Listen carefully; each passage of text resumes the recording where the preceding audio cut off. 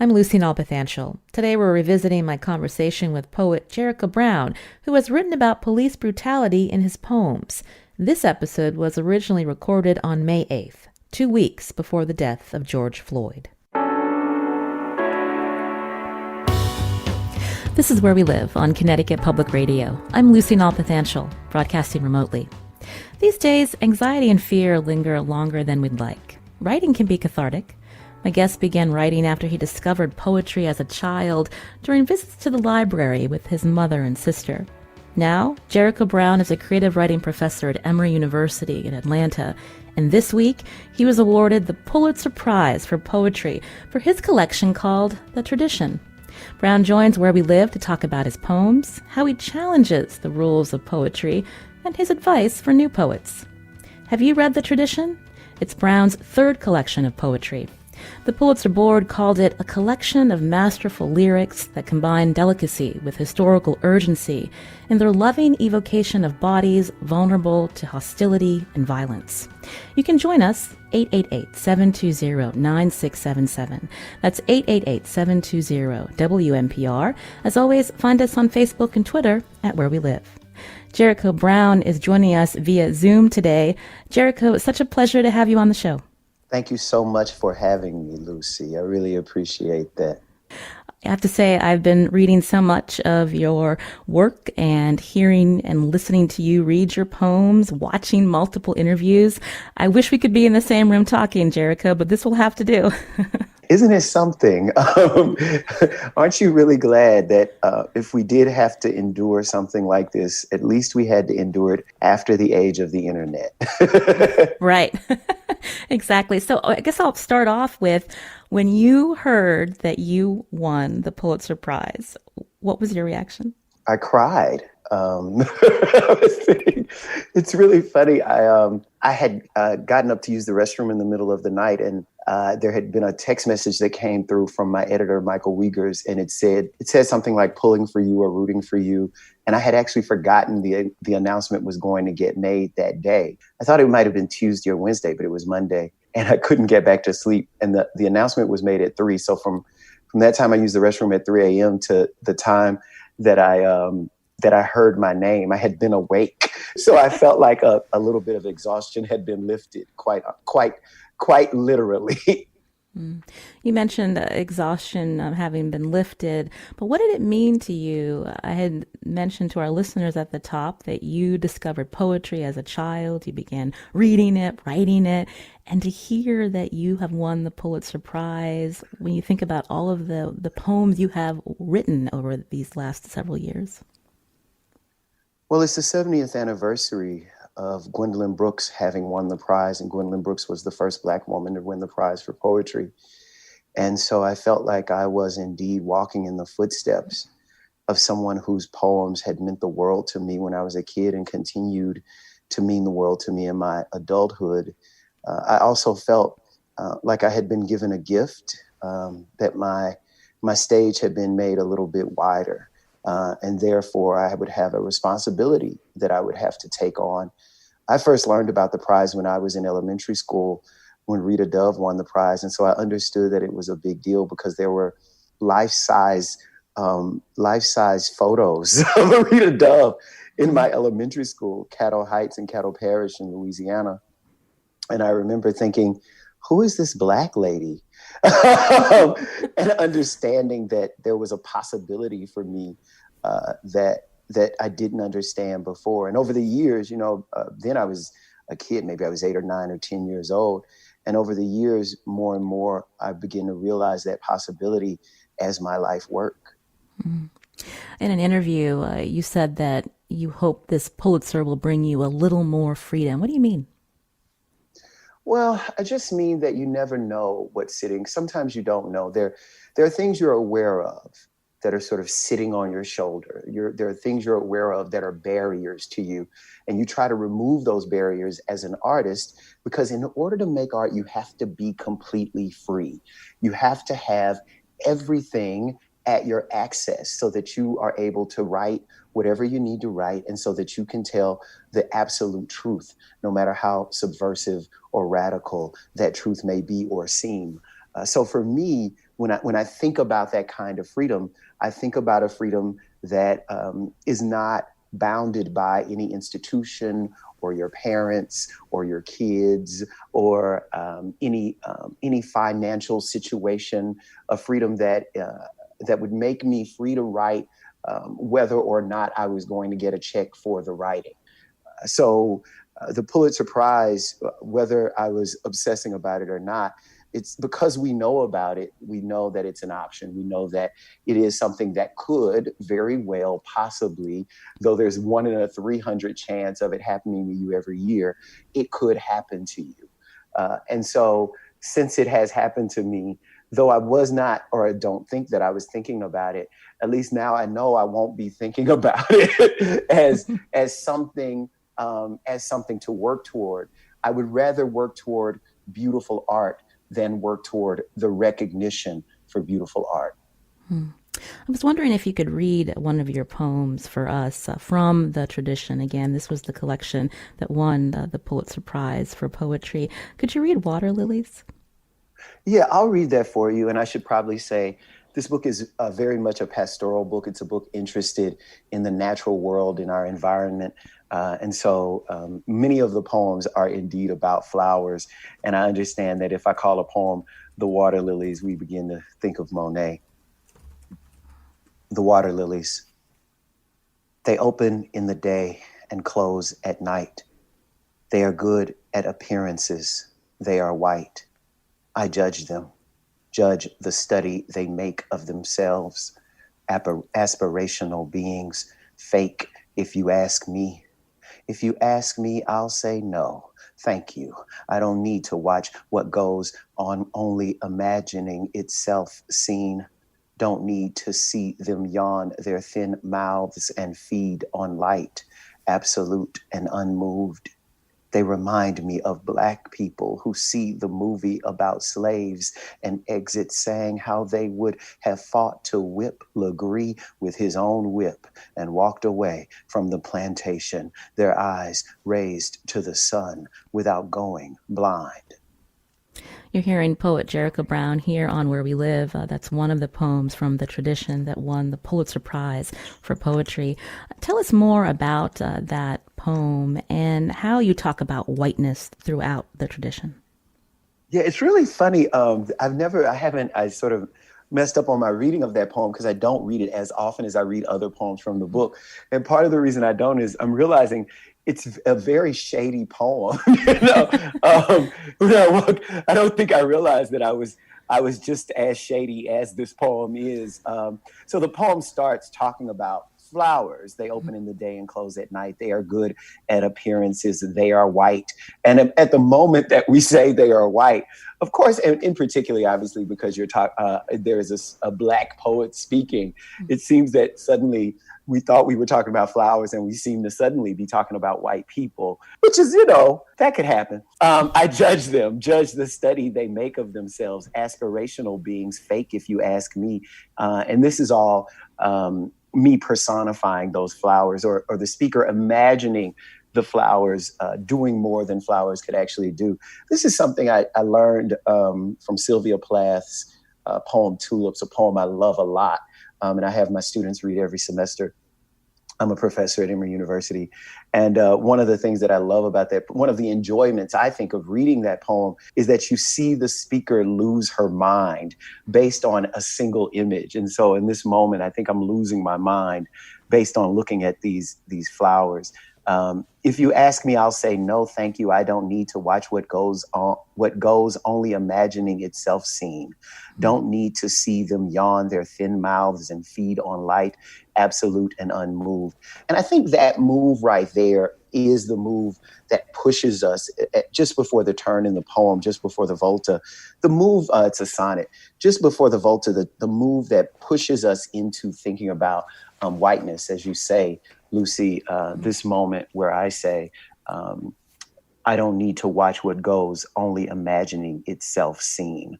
And I think that is indeed part of what I do in the book. I want one of the things that I want the poems to make clear is that everybody has a race and there's no default race, and that we're all experiencing what we experience given our background, given our region, given our race, given our economic situation. And therefore, if we can begin to see that within ourselves and understand the history of ourselves, of our families, of how we came to be in this nation, if we begin to understand the history of that, I think we could then have a little more empathy for one another, for those of us whose arrival in this nation is very different from our own arrival in this nation. But what's really interesting to me about this poem is not just the way it deals with whiteness through the flowers, but how it deals with a certain kind of blackness, a certain kind of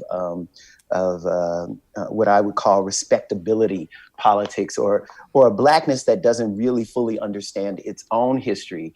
In the sestet, I say, they remind me of Black people who see the movie about slaves and exit saying how they would have fought to whip Legree with his own whip and walked away from the plantation, their eyes raised to the sun without going blind.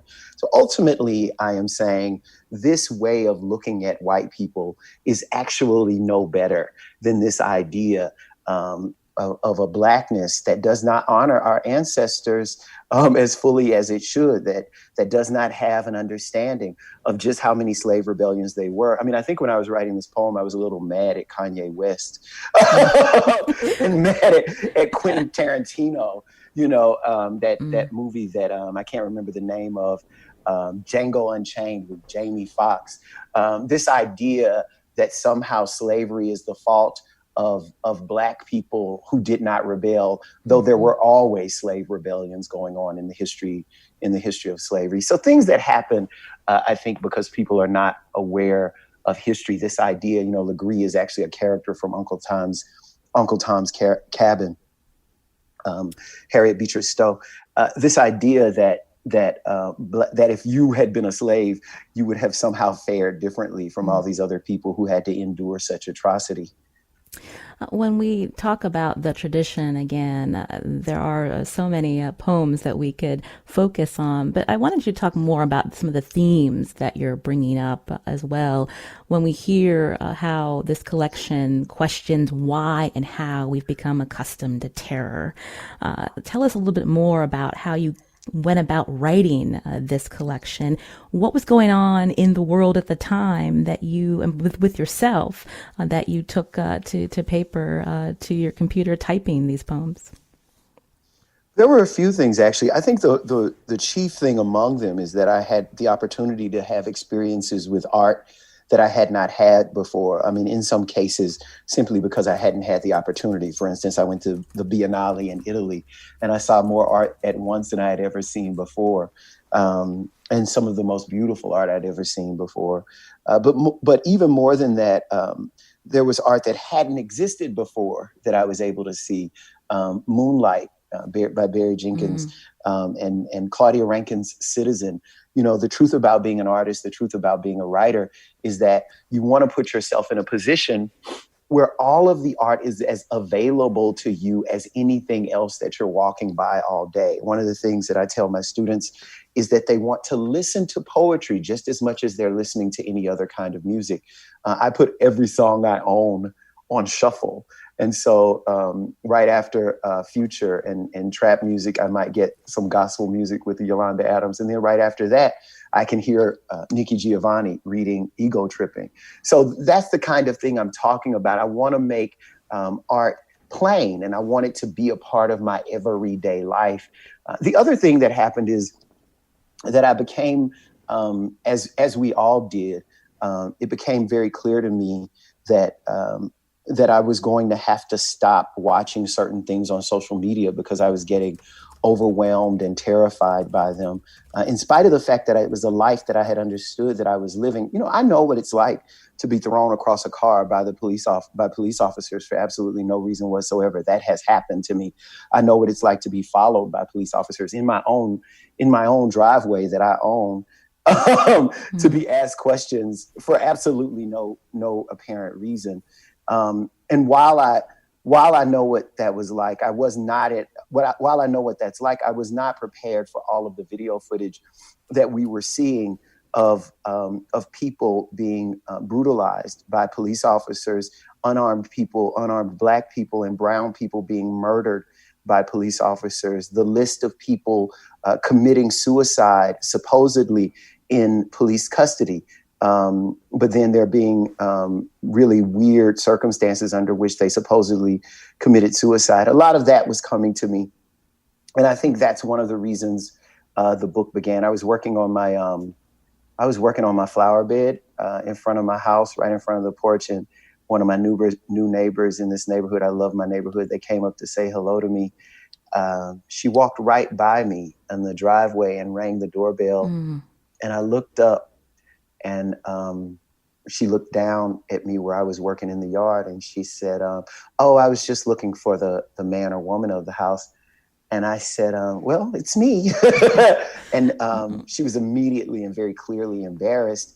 And I realized in that moment that she could not imagine me. She could imagine me working on someone's flowers, but she couldn't imagine that they were mine. She couldn't imagine that my investment in beauty had reached myself. And that seemed to me very odd, considering the fact that I grew up around Black men who really cared about what their yards looked like and who planted flowers every year. Your father. So I think that, yeah, my dad actually made a living making people's landscaping very beautiful. And my mother, who was a school teacher at one point, later in her life, made a living cleaning people's houses and making them very beautiful, making them smell good. So I was always growing up around the kind of labor that led to beauty, and that labor went into our own home. But it wasn't until later that I realized that other people would not identify me as someone invested in that same beauty. So that's sort of how those themes began. I am as concerned about the ways in which we are destroying our planet as anyone else would be and should be concerned. But I'm also concerned that we understand that environmental issues do indeed intersect with issues of race, issues of gender, issues of sexuality. So that's some of what was happening. The other thing I have to be honest and say that was happening was the Me Too movement. And I felt like in some ways it was very easy of me to talk about race and racism and Blackness and whiteness, but that it would be, I would have to take a different kind of a risk to talk about the fact of my own sexual assault. And the world outside seemed to be calling out to me to be honest about that fact. Was that hard for you to be so personal in these poems? I'm wondering how your family reacted to when they found out about your sexuality, or even as you write and talk about being HIV positive. Well, it's an interesting question. You know, I don't take my parents to work with me and nobody else is expected to, you know, Lucy, when you know, your family might listen to this show or they might not. Do you understand what I mean? If you were a checkout person at Kroger's, no one would expect you to bring your mom with you to watch you check people out. If you were an architect, nobody expects you to show the plans for the new mall to your dad, right? So one of the things that I realized early on in order for me to make my poems was that I was going to have to make them on my own. And that the support that I got from my family would be the support that I was definitely doing this on my own, not that they would be involved in reading the books or that they would even get books. If they want access to those things, they're always welcome to them. But I don't bring trouble back home. When I'm writing poems, I know I'm going to make trouble because that's what poems should do. And when I say that's what poems should do, I'm not just talking about Jericho Brown. I believe that when we look at the real life history of poetry, not just in the United States, but in the world, is that it is always subversive.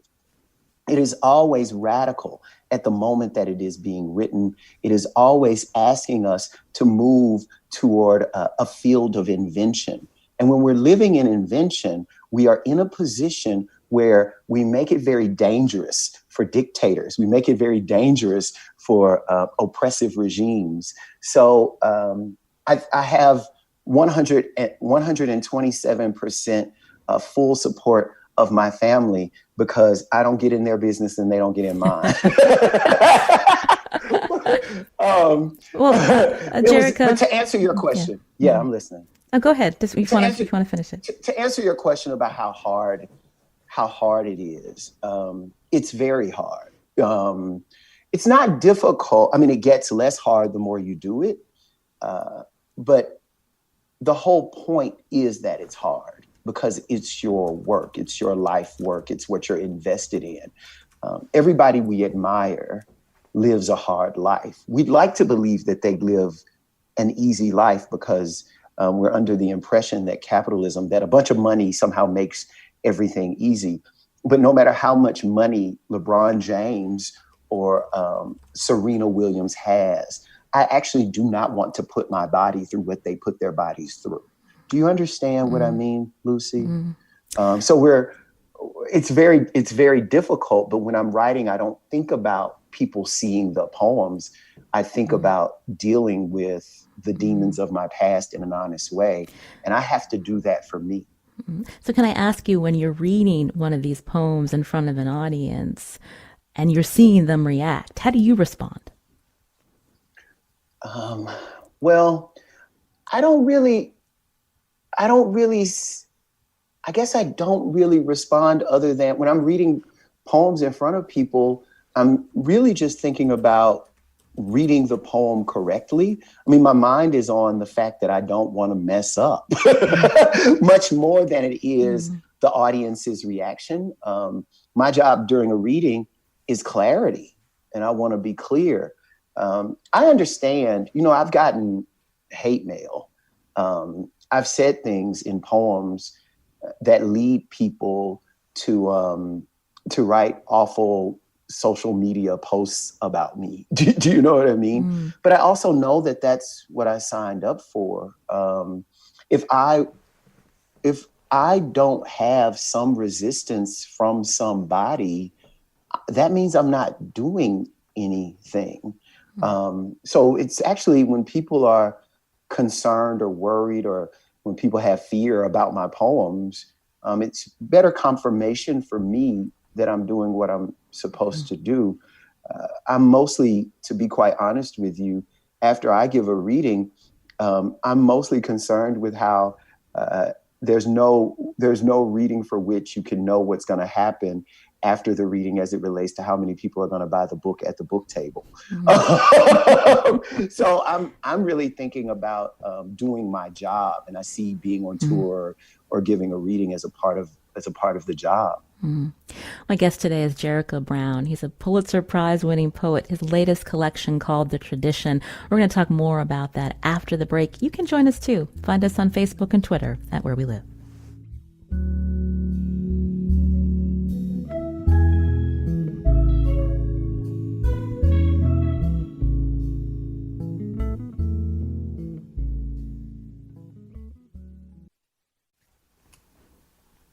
This is Where We Live on Connecticut Public Radio. I'm Lucy Nalpathanchel. My guest today is poet Jericho Brown. The Emory University creative writing professor is the winner of this year's Pulitzer Prize for poetry for his collection called The Tradition.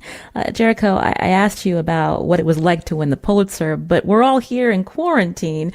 What's it like for you, not only winning the Pulitzer, but also the fact that, you can't go on a tour and you can't have conversations with people in person or do your poetry readings? How have you been responding? Well, one of the things that I decided even before I won the prize, I didn't know I was going to win, but I was thinking as I was, like I said, I was 3 a.m. and I was up till 3 p.m. I was thinking, well, if I do win, what am I going to do? Because I can't go party. And I do like to party, Lucy.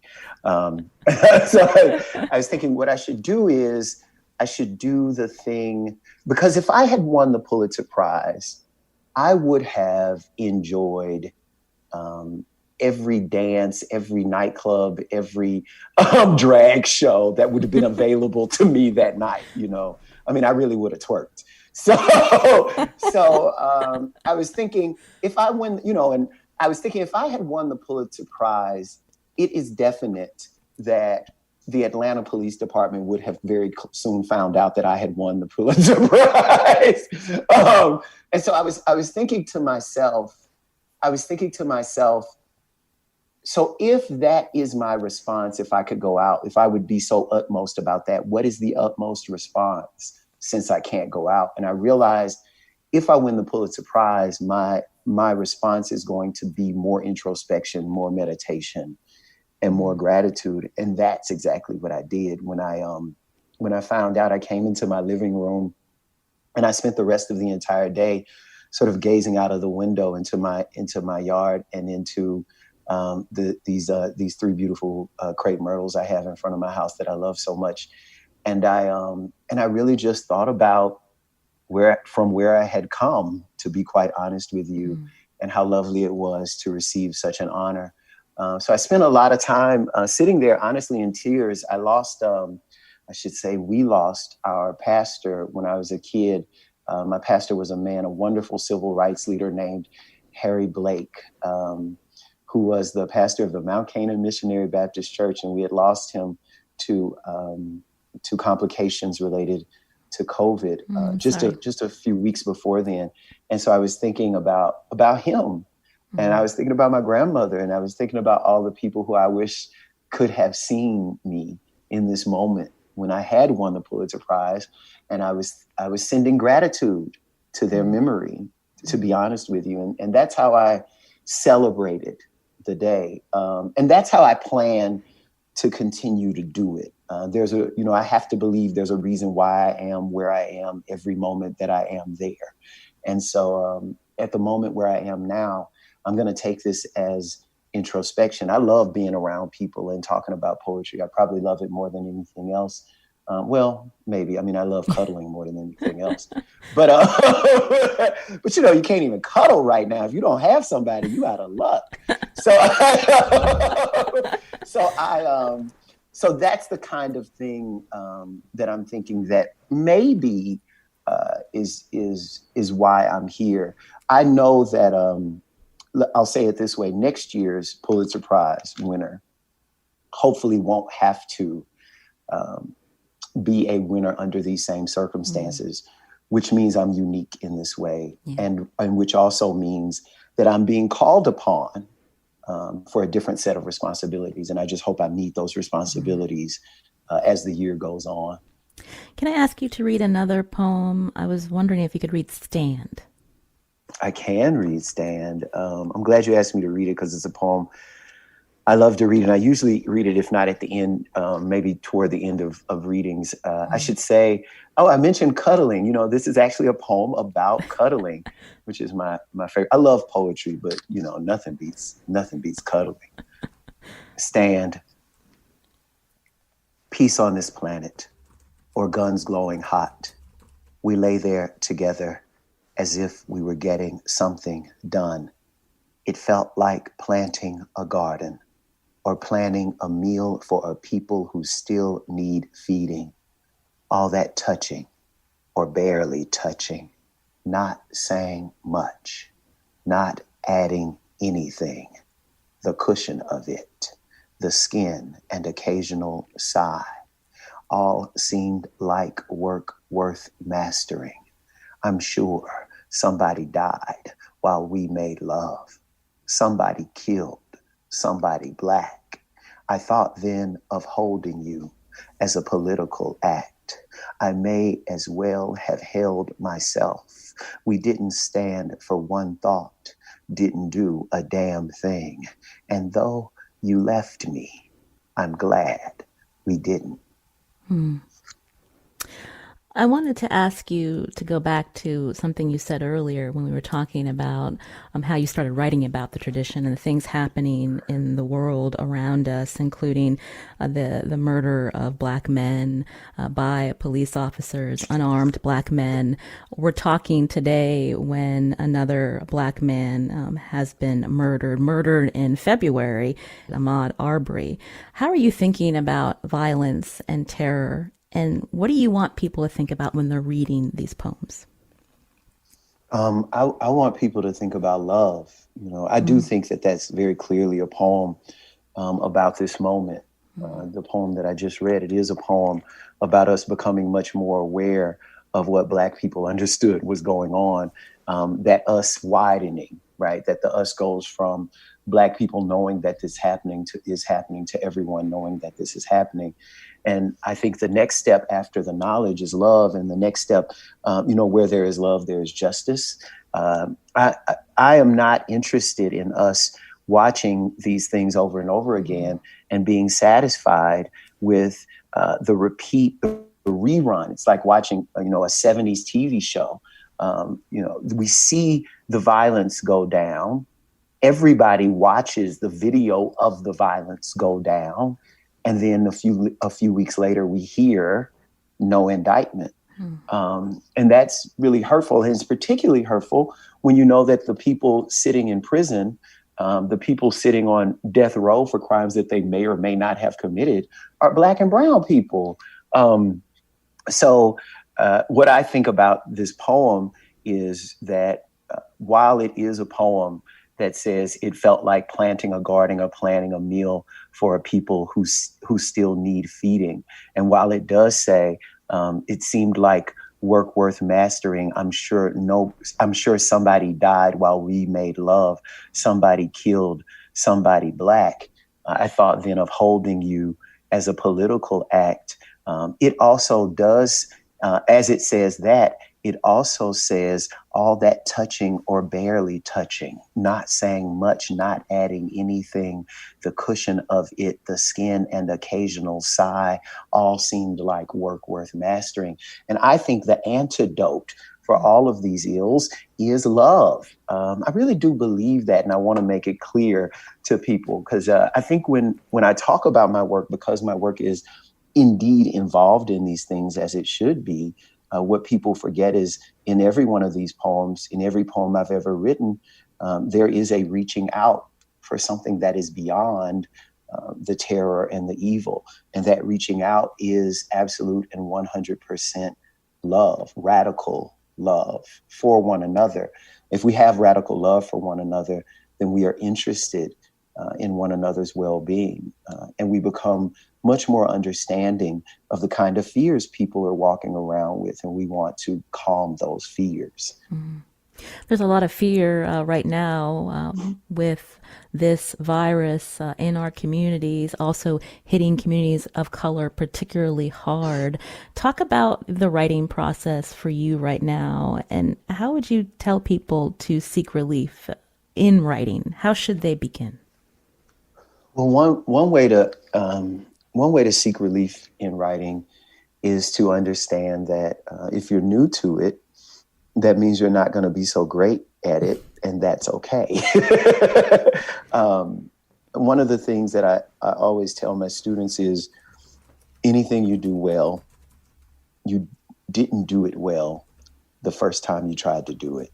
I ask my kids, who can cook, and my students, I should say, who can cook, and they'll raise their hands. And I'll say, no, who can really cook? Who can cook? Like, if I eat it, you're going to get a ring. And, there's usually just one hand left. And I say, what can you cook? And that person will say something like lasagna. And I'll say, oh, you got a good lasagna on you. And they're like, yeah, I got a good lasagna on me. And I say, what happened the first time you made lasagna? And every time that first lasagna was nasty. Do you understand what I mean?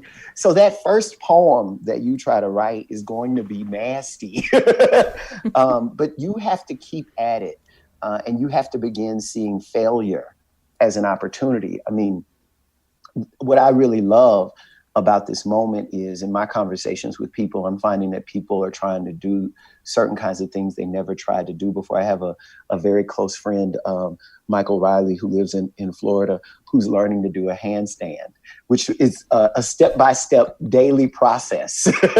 And I think if we think about step-by-step daily processes, then we can begin to come to writing, thinking not about achieving something like a Pulitzer Prize, but instead thinking about play, thinking, oh, all I have to do is get it down and it could be a good time. What I love about things like rhyme is that rhyme allows us the opportunity to play with sounds in a way that is simply enjoyable. I mean, everyone remembers being a kid and first learning that words rhymed, learning, oh, time, lime, fine, and I would do that when I was a young person. And I would like to see more people try to tap into that, the joy of words simply because they sound good coming together. There's so many great poems in the tradition. I wanted you to talk about this new poetry form, the duplex. Yeah. I invented a form called the duplex, which is at once a hustle, a sonnet, and a blues poem. The hustle being one of our oldest forms ever. I think it's something like maybe it's 6th century Persian form. It's definitely a Persian form, but I think it's 6th century. I could be mixing the century up, but it's a very old form that asks for juxtaposition. The other thing that it has a repetition at the end of every couplet. It's a form in couplets. And what I really love about the hustle is that it requires you to say your name in that final couplet. Isn't that amazing that there's a form that says you have to say who you are? You have to claim this poem. It asks that you sign the poem in the last couplet. So you have to find reason to say your name. And most of us are much more familiar with the sonnet, 14 lines of rhyme, iambic pentameter. The blues poem is the poem first developed by people like Langston Hughes, but before that in music, sung by people like Bessie Smith and Ma Rainey. A bar of the blues sounds like rock me, baby, rock me all night long. Rock me, baby, rock me all night long. I want you to rock me till my back ain't got no bone. So I was thinking about these forms, and I was thinking about how I'm a person who is so often called to the mat about my own identity. And I do not feel like I am 66% Black and 12% Southern and 3% queer. And I don't sit around measuring myself in measuring cups, and I don't feel like I'm at war with myself. The word is that Southern folk don't like Black folk and Black folk don't like queer folk. And it's impossible. Do you know what I mean? I feel like I am 100% all of those things and 100% Naomi's son and 100% my sister's brother. Do you understand what I mean? And I think we're all walking around with several identities, and those identities aren't and don't have to be at war with one another. And so I wanted to make a form that allowed me to better see myself whole as I begin to see myself whole in my own poems. And so the poem is at once a hustle, a sonnet, and a blues poem, 9 to 11 syllables a line, which I think approximates iambic pentameter and reaches out, in time and space to the east and to forms that require syllabics. So that's the duplex, and that's why I wrote it. Could you read one of them? I'm thinking of the one on page 72 of the tradition. Oh, yeah. So I should probably say before I read this particular duplex, Lucy, that this duplex it adds a layer of form onto all of those forms. Forgive the poetry nerdness going out into the world right now. No, we love it. This one is this one is also a cento, which means it takes all of its lines from other poems. This cento is a little bit different because I take all of the lines from all of the other duplexes in the book to make this particular poem. Duplex, cento. My last love drove a burgundy car, color of a rash, a symptom of sickness. We were the symptoms, the road, our sickness. None of our fights ended where they began. None of the beaten end where they begin. Any man in love can cause a messy corpse, but I didn't want to leave a messy corpse obliterated in some lilied field. Stench obliterating lilies of the field, the murderer young and unreasonable. He was so young, so unreasonable, steadfast and awful, tall as my father. Steadfast and awful, my tall father was my first love. He drove a burgundy car. You're hearing Jericho Brown on Where We Live. He's a poet, 2020 Pulitzer Prize winner for poetry. That poem from his book, The Tradition. We're going to continue talking with Jericho right after this short break. I'm Lucy Nalpathanchel. This is Where We Live.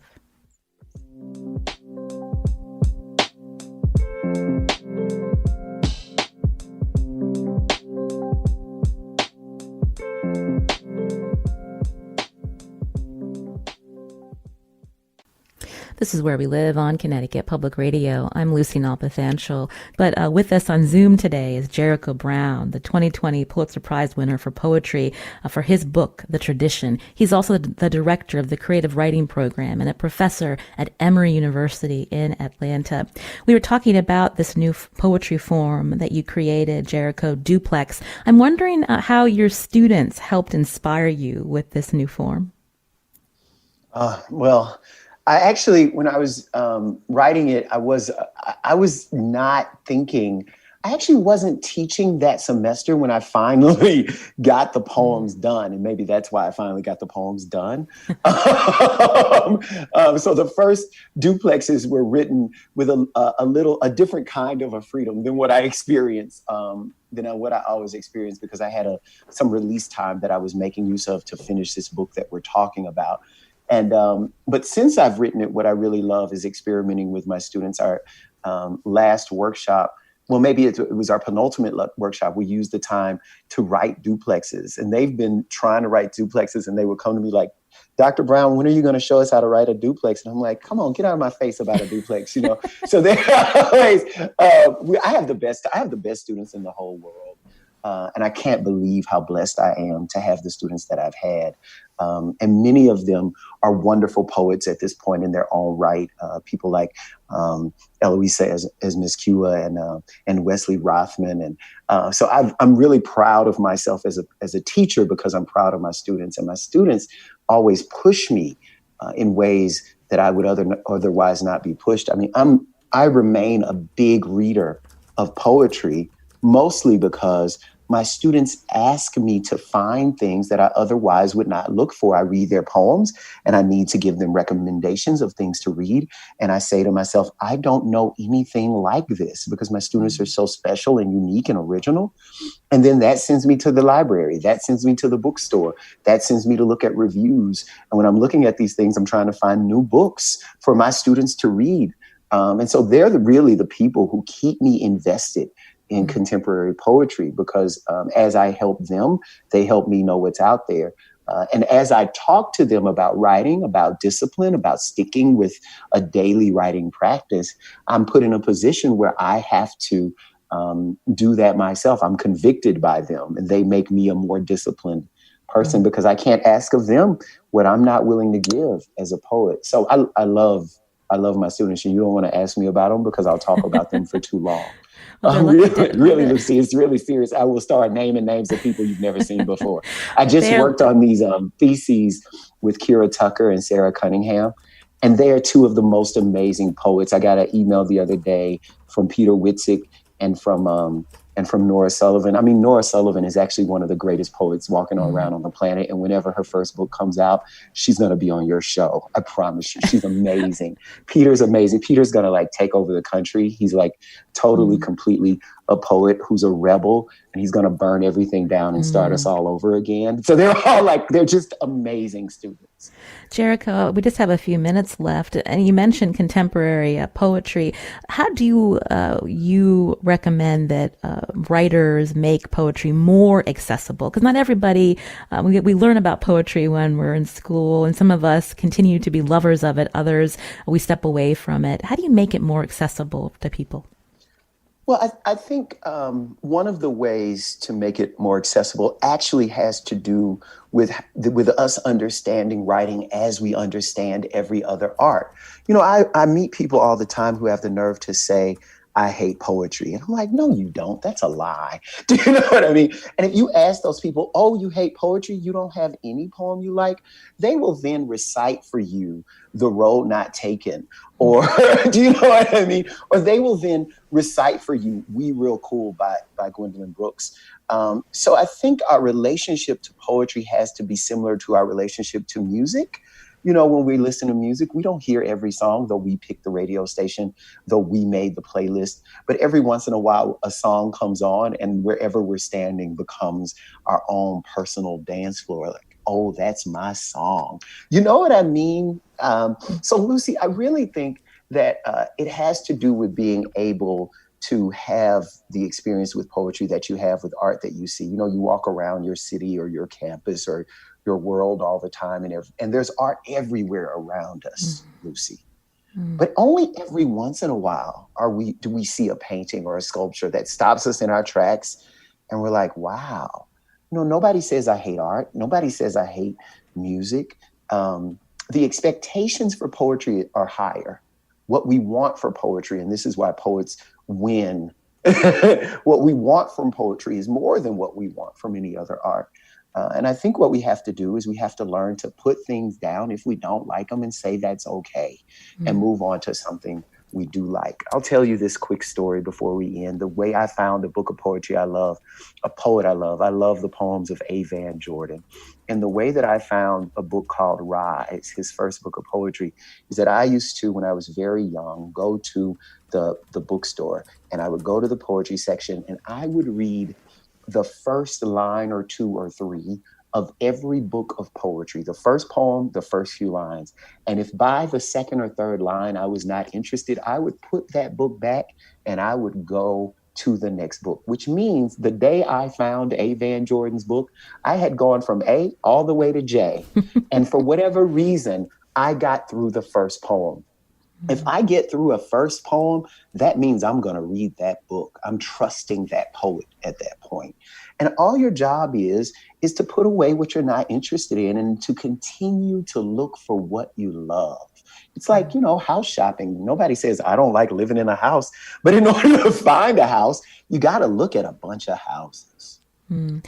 Jericho Brown, we just have a couple of minutes. Could you read one more poem for us? I'll read, I think you wanted me to read Bullet Points, right? So I'll read that. And so maybe this will speak to some of what we're seeing today. And I thank you so much, Lucy, I should say, for having me here. Well, thank you. This is poet Jericho Brown. Bullet Points. I will not shoot myself in the head, and I will not shoot myself in the back, and I will not hang myself with a trash bag. And if I do, I promise you, I will not do it in a police car while handcuffed or in the jail cell of a town I only know the name of because I have to drive through it to get home.